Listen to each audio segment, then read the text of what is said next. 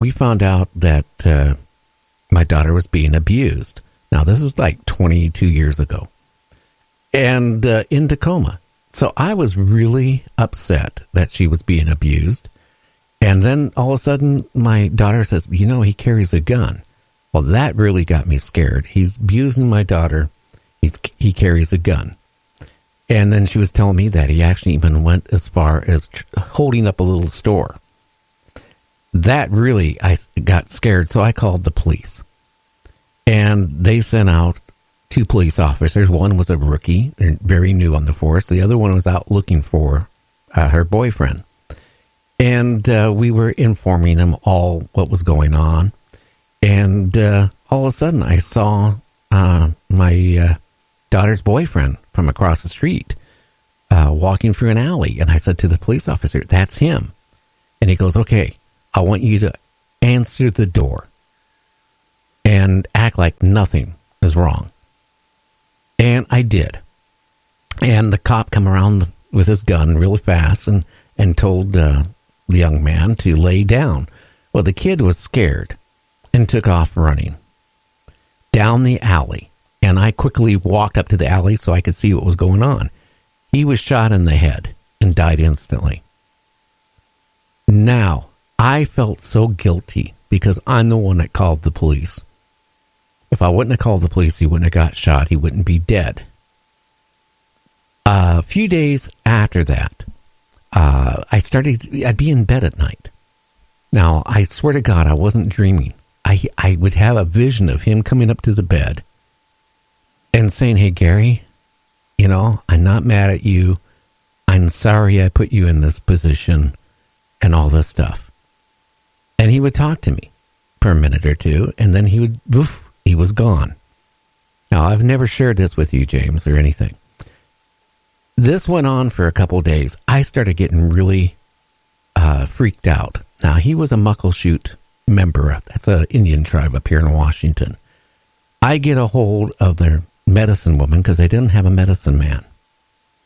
And I explained what was going on. And she said, yes, there's spirits there that it needs closure. So they came out with a medicine woman and a couple other people with sage, and they cleansed the house.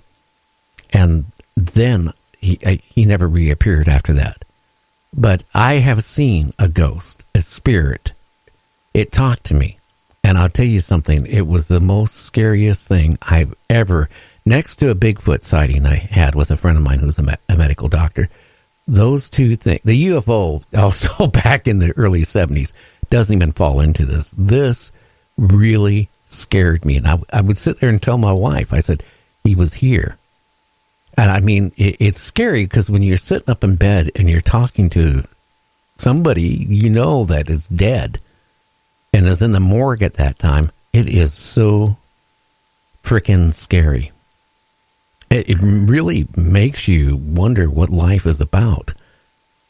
But, I'm going to say, I didn't think anything of it after it was cleansed and, we went to the funeral and never had that problem ever again. Okay. But what I'm trying to say is when my dog passed away back 6 months ago, now I had this little toy terrier poodle for almost 20 years. I mean, it was like the closest, to me, it was just like one of my kids. That's how attached I was to this dog. And the dog died in my arms. And I swear, for about 3 weeks, every night, I would feel the dog in my bed, creeping up like it used to, go from where my feet were, sneaking all the way up to my pillow. I could feel the bed creaking, the mattress. You could feel like the little movement of the mattress being sucked down from its weight. And then he would disappear. This went on for about 3 weeks. And then one day, he didn't appear again. And he's never appeared again. And I think maybe he needed it. I needed it. We needed closure. The same way when my daughter's boyfriend died. There had to be closure there. Because he evidently knew I'm the one that answered the door. He probably figured I was the one that ratted him out, which I did with the police. But there had to be closure there for he could go wherever he goes. And, it's a scary story to think about. Yeah, and you're absolutely right. And all I can say is welcome to my world. From seeing spirits, I've come across those scenarios many times. Not me personally, but other spirits wanting to convey a message, or maybe they lost a chance or so. But you're absolutely right. That's what happened. He needed closure. He came to you. He wasn't trying to scare you. However, that was probably maybe one of the very few spirits you've ever seen, and especially of someone who just passed in a very violent way that you were part of. Right. And the first couple times he came, okay, you could see the bullet hole in his head. And when he was done talking to me, he would turn like he was going to walk out the bedroom door, and he vanished. But you could see the back of his head was gone. Now, the last time he was there, the very last time I ever saw him, he didn't have a hole in his head. The back of his head was there, and it was closure. We talked, and it was like a normal conversation. I said what I said, and I explained a lot of things, and I explained to him, I said, do you know, he didn't even know my daughter was pregnant. I said, do you know that you were going to be a father? So, I mean, it was just a weird thing in my life that I think about once in a while, especially when we have people on the show talking about ghosts and all these, things. Yeah, it's very powerful, touching thing, and these things happen. You're in a way. It was a way for him to get closure, and he was showing you his death state, and then he showed you once he got a little bit of closure after you talked, it was not there, and it sounds like it all ended very well actually, and it was very healing for both of you. Yeah, it was. But Karen, I want to say something to you. No, I went to court. Because I was subpoenaed by the tribe. They put their attorneys on it for a wrongful death. And no, he didn't pull a gun. What happened is I saw the whole thing. He was shot while he was running. Okay? And how can I say it? That, no, he the way he fell, he fell with his arms out, one to the side of his body, one in front of his body. But it was funny. The police by then were like about a dozen or more were at my property at the time. And they were making me go into the house. And it was really funny is that all of a sudden I hear the paramedic saying, yeah, he had a gun in his hand. He never had a gun in his hand. And I testified that in court at the inquest and all this stuff. I went to trial. But nothing happened. So there's my story. Yeah, it's unfortunate for everybody involved, but sometimes these things happen. Fortunately for you, if he didn't have a gun, okay, he would not have been shot. Simple as that. You carry a gun, you're going to die by the gun. So, I mean, the police officers knew that he had a gun because I told the officer he had a gun. If he wouldn't have had the gun, undoubtedly the police officer wouldn't have shot him. At least I would hope he wouldn't have shot him. Yeah. But, I don't blame the police officer. I really don't. At the time, I did. Okay? Because I was really mixed up and confused. I felt so guilty, you'd never know. Because if I wouldn't have made that phone call, he wouldn't have died. But maybe somebody else would have died if he was sticking up stores and starting that type of thing with a gun. But the thing is, if he wouldn't have had a gun, he wouldn't have died. That's true, and like you just said, if you hadn't did that, who knows?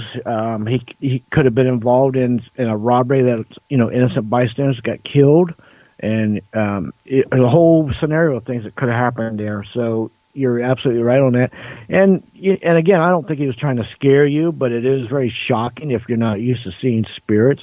Believe me, I've seen them in death states that you can't unsee things. And I know exactly what you're talking about, and I think it's closure for kind of and healing for both of you, and from what you're saying. Yeah, I just would never want to go through that again. I wouldn't wish that to anybody. Again, I wouldn't be talking about it, but it's something the other day made me think about it. My granddaughter has been over here visiting quite a bit lately, and I look at her, and then I think about my daughter and all that stuff. It's really hard. It is very hard. Absolutely, it is. Anything like that is very hard. And even suicides and all those kind of wrongful deaths or violent deaths, very sudden, they're very hard. And a lot of spirits, and I think one thing that kind of helped, he was of American Indian, so he was probably very spiritual, so he probably knew these things of a lot of what scenarios of life after death. And it was probably healing. He probably knew to come to you and get closure and forgiveness and all that. And that's a good thing, actually. And he actually forgave me, too, and, well, whatever. Again, that's just something, when you have talked about evil spirits and ghosts and all that stuff, I've kept my mouth shut I've known you, for about 2 years or more. And I a lot of times I wanted to share this tonight. I don't even know why I did today, but I just wanted to get it out there that, yes, I saw something, and I know I wasn't hallucinating. And, all I can say is that, having the house cleansed by the tribe, the medicine woman, whatever she did with the stage, burning it and going through the house and doing whatever it did, I tell you, it never happened again. But I tell you, it's something in my life I would never want to go through again. So if anybody out there carries a gun, and you're underage and you don't have it registered and stuff like that, please don't. Only bad things can happen. That's very true. Very good advice. And you were probably compelled to tell this story because it's probably going to help and touch somebody that's out there listening. And I've cleansed many houses, and you're kind of right in a lot of ways. Unfortunately, a lot of people, they misinterpret spirits as being evil right away. And most, honestly, 9 out of 10 of them aren't evil. They just misunderstood or mistaken by their actions. Very rarely is there evil spirits. I call them because I specialize in that. And so the odds of me seeing an evil spirit is probably more better than other people because that was specialized coming in less houses and stuff. But yeah, most of the time they're just misunderstood, and it's shocking to the system if you've never seen one or experienced one. Oh yeah. By the way, too, I've been getting a lot of feedback, James, from radio stations. There's a couple radio stations that's been emailing me. In fact, I had another phone call today from a radio station this morning. I was in bed. I stayed up late, doing the studio, and I figured I was going to sleep in to 10 o'clock. Now I get a phone call like about 8:30 in the morning, and I guess a lot of the people, too, the time difference, it was like a 2-hour time difference, and they thought it was later than it was.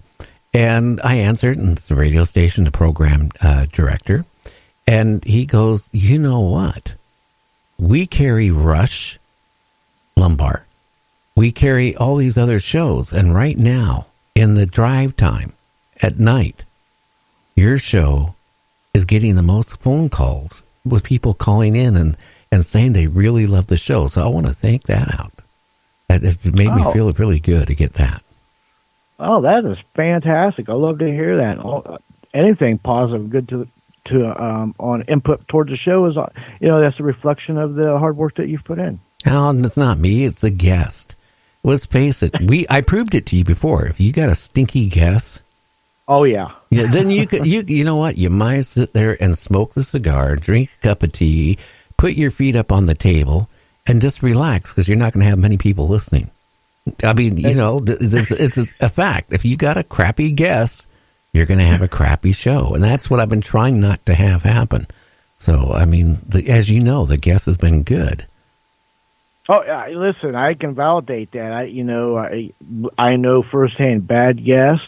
You show you're not going to have a lot of listeners. It's just the nature of the beast. But fortunately, we've had a lot of great guests on here. Really, even the ones that aren't big names yet, they're still great guests, and they're going to be big names down the road. So, yeah, that makes the show. It really does. It does. And guess what? Break time. Time for the break. You're listening to Night Dreams Talk Radio After Dark with Gary.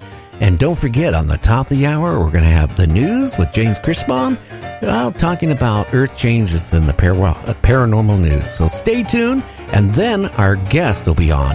And Allan has a lot to say tonight. So stay tuned to Night Dreams Talk Radio After Dark.